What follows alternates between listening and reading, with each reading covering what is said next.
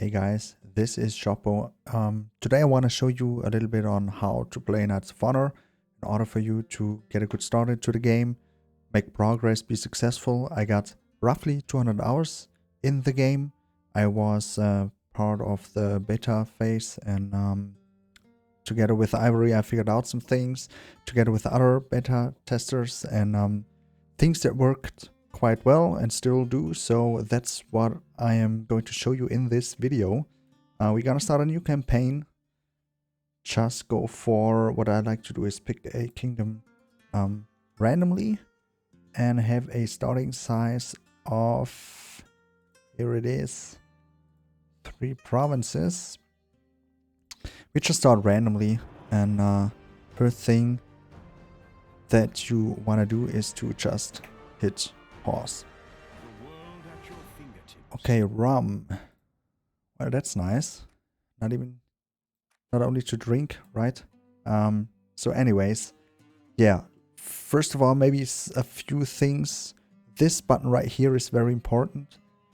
On the right lower corner, this little crown, because this right here basically is the world map. But over here you have the political view with a lot of different information that you can get from there. There is different filters for, let's go, province features. That's all the resources, the natural resources that we have. Then we can see which goods you produce. Normally it is like, let's go back to the province features. Yeah, flax fields. So you can see over here the green area, the green province. We have it over here. And yeah, we can just go to this province. There you can see it. Flags growing. There it is. Then on the top over here, that's different figures like royal treasury, which is the most important for the start. That's what you want to take the most care of in the beginning. Second most important is the books, and the third be the commerce. That is a limit on how much trade you can maintain. Everything else is not that important in the beginning. And I see that I got a merchant as a king. This is the royal court where I can hire different knights. I can have marshals, which are the leaders of an army. I have the merchants for using trade agreements and setting up trade routes, making me some good money. Then we have a diplomat. We have the scholar, and we do have a spy. The spy, though, is something for the mid or definitely the late game. So you don't need this guy in the beginning. Then over here, that's different opinions of your people in the society, like the nobility, the army, merchants, the scholars, or the clerics for the Catholics, and shamans for the pagans. And then we have the peasantry, of course. This number right here shows you the stability. If the number is low, then there will be riots and rebellions. This is the crown authority. The higher, the better. It's kind of a little easy mode in the game. And down here you have some different possibilities of information. Great powers and rankings, like the strongest kingdoms in the world. This is an overview of different goods. The advantages, if you have all of these advantages, then you can win the game, which is the small victory. And yeah, your royal families and the traditions. Traditions is very interesting. This is related to the skills of your knights. If the skills of your knights reach level 3, which is the maximum, then you can set it up as a tradition, and a tradition kind of is like a skill for your whole kingdom. So with all that being said, we want to start into the gameplay. I switch back to the political view and just set up some trade agreements. Let's see what we can do. Trebizond offer trade agreements. doesn't want to. Maybe we should check our relations. Everybody hates us. Okay, damn. All of our neighbors hate us. We don't have any agreements whatsoever. You don't see any color here. You can check the legend. It would be nice to see maybe some yellow, some gold for existing trade agreements already. But let's try our luck. What about Georgia? Nope. Damn, why do they hate us actually? I started on normal settings, not even on hard or very hard settings, so that is unusual. What about those guys? Damn, I never had this happening. Huh, that's funny.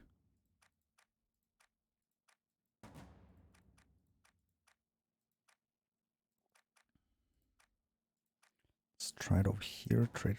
Come on, somebody will do a trade with me. 1200. Nope, that's not gonna happen.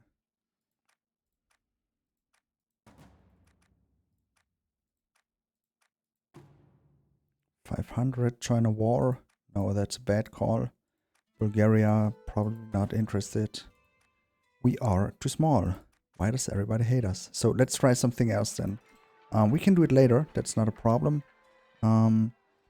Like I said, we want to go for some money first. So what you want to do is set up markets. This should be your first call, and at almost any time.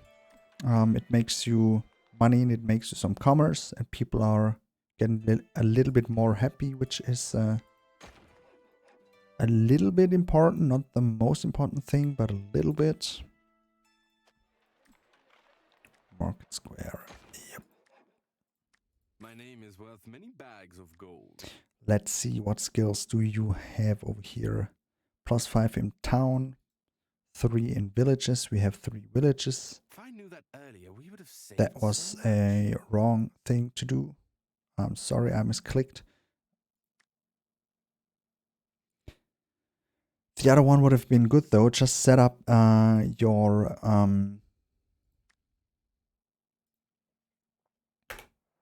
skill over here. Then we have the situation. It got it is on level 3, so now we can see it here. It's got a golden frame. It's a little bit bigger. Now we could, if we had the money, we could just establish it as a tradition for our kingdom. Another thing that you want to do is build some peasants, because that gives you a little bit of military strength, so other countries won't start wars with you that easy. Just, yeah, well, they just think about it twice, and there will be growth in your city and in your kingdom. If it is maxed out, then there is no growth. So there we have it. I'm gonna go for another merchant and set it up in the make him a governor. And I want to look for the numbers in at the end of each line here. Yeah, 5 settlements, which makes me 5 gold. The other one has 3, so let's do it over here. The higher the better. Your chancellor is at your service. And your first goal should be to reach 100 positive balance over here. That's your income. Political view. It is amazing. Everybody hates us. What you could do in this situation is just wait a little and grow your country a little bit. Non-aggression. Okay. Our merchants, sire. Well, there we go. Things start The to idea go would be for us, not perfect. against us. 19 is okay. Let's set up this Exports trade, are my which you second always should nature. do in the beginning.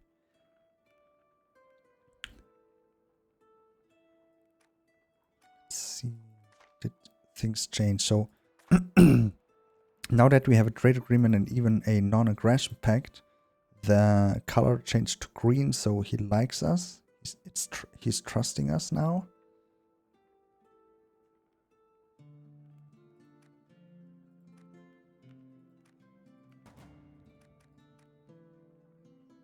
The thing is, you kind of have to maintain it a little bit. You see, numbers are going down. It's not too bad. Then when your prince can get a skill, learn something, you always should do that because it is free. He is a diplomat. Maybe go for laws. Laws is not too bad for him. Okay, come on. Merchants in our kingdom There we go. applaud our actions, sire. Yeah, and that's what's going to happen. A merchant will be in your favor. And if this happens, then it increases your trade income. It's not great at the beginning, but if you reach level 5, then you have plus 10%. That is something. 7 is too low. Way too low. We shouldn't do that. Okay. Another thing, you always should have a My liege, marshal. should we march? I haven't slept in Then a you bed can for just ages. move the units from your town over to your marshal, or you can move them back. And you can hire directly for your marshal. Yeah, there we go. Send him over here. Okay. And yeah, we got markets everywhere. Then the next thing is to do an upgrade. So if you click into a building, there is always the upgrades on the right side. You can see them as little circles down here. Scribe's office is something really nice. It gives you money, it gives you books. Like I told you, this is important in the beginning.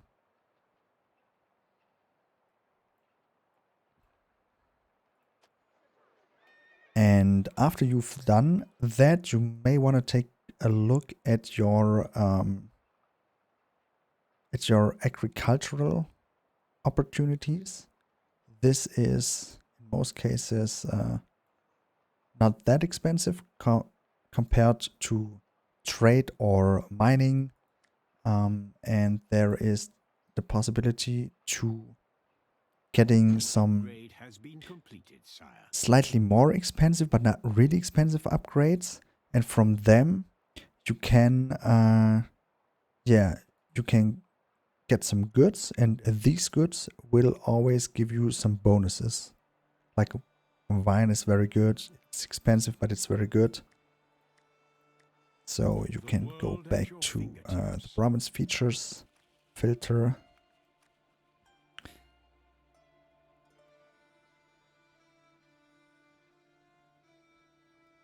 Some mountains. We have sulfur over here. Wine, but I'm going to... there's a castle in there. You always have to check the numbers. So if there is a castle, it is a good place for setting up some barracks. If there is religious buildings in there, then you should go for the religious building in this section. Over here we do have quite a lot of... Sire, some of our provinces are left ungoverned. oh yeah. You should build the agricultural things and make it more of an economic province. I think I'm gonna go for flax first. There is some goods in there. Some nice goods in there too. Trying to war. Nope, always decline that in the beginning if you want to have an easy game, and make sure to set up your your economy first. Political view. And if you've done all these things, then you should be quite good. If you do have a situation that you are a smaller country, then you can think about getting a diplomat. So right here I have just small provinces in my direct neighborhood. He's a vassal of Georgia. He's a vassal of Iobits. Vassal of Georgia again. Maybe I should send the diplomat over to Georgia because I don't want to mess with this guy. But you don't have to. It's not necessary for a normal difficulty, but you may want to take it into consideration if you play on hard or very hard.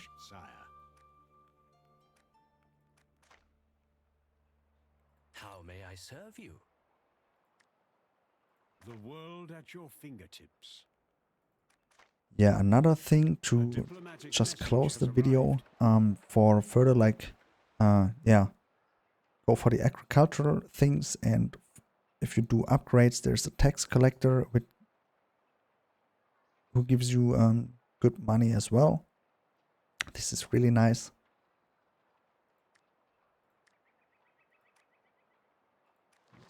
No war.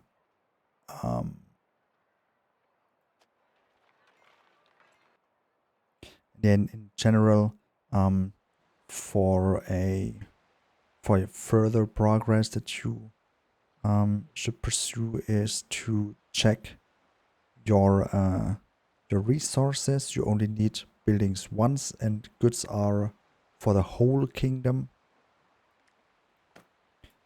Then if you do upgrades, just do a right click where you can fix this window to stay open, and then hover over the goods produced, and then you can see what it gives you. Let's check charcoal over here. It gives you money, so you may want to do this.